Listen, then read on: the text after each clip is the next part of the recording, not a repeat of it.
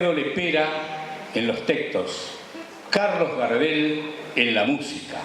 Carlos Gardel, todo el mundo dice, siempre canta mejor, y claro, fue un cantor extraordinario, pero nos olvidamos, yo creo que no, yo siempre lo reivindico, al compositor que fue, al melodista que fue. El gran cantor tapó, deja en el olvido a ese enorme compositor que fue Carlos Gardel. De Gardel y Lepera, la señora Lola Barrios Expósito, con este marco maravilloso de músicos atrás, mi Buenos Aires, querido.